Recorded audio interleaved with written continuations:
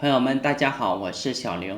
今天我们要聊聊国产车与合资车之间的差距，究竟是发动机的问题，还是变速箱的问题？我们大家都知道，汽车的核心三大件是发动机、变速箱还有底盘。在选择车辆的时候，大家通常最关心的是发动机的排量是否带涡轮增压、油耗和质量等方面。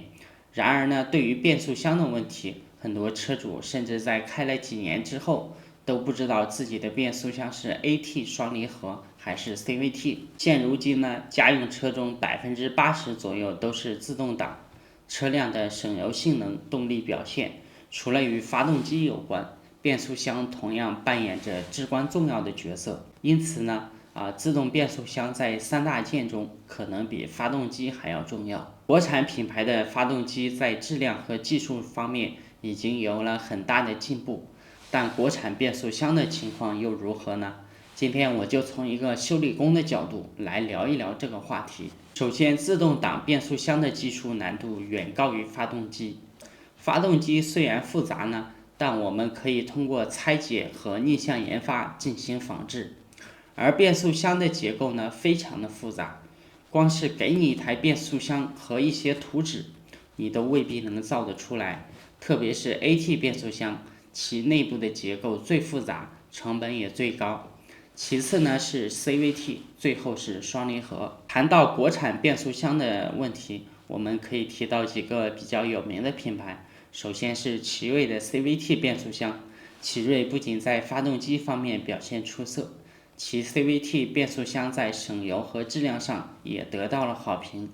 接着是吉利的 DSi AT 变速箱，这个变速箱并非吉利自主研发的，而是通过收购获得，搭载在博越车型上，但传动效率比较低，油耗表现不太好。长安的干式双离合变速箱也是一个例子，虽然它在小排量发动机上表现得还不错，但可承受的扭矩比较小。正锐的 8AT 变速箱曾经备受瞩目，号称是国产首个 8AT， 但其换挡冲击和油耗的问题也让人很失望。再来说说长城的7速湿式双离合，这款变速箱是最新研发的，目前搭载的车型不多，尚需要市场的验证。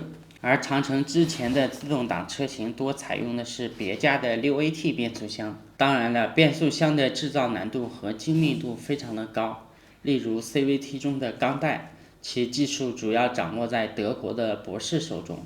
这些钢带的使用寿命和性能直接影响到整车的表现。在技术层面呢， AT 变速箱是最难制造的。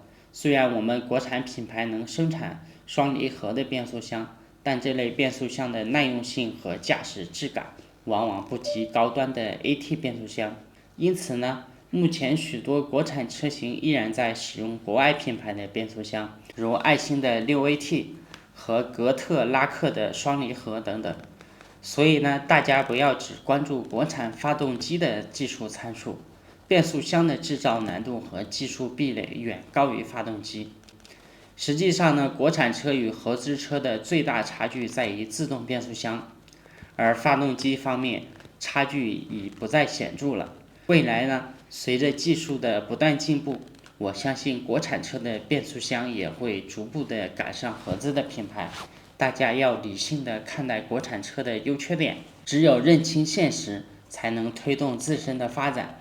好朋友们，今天视频就到这里，感谢大家收看。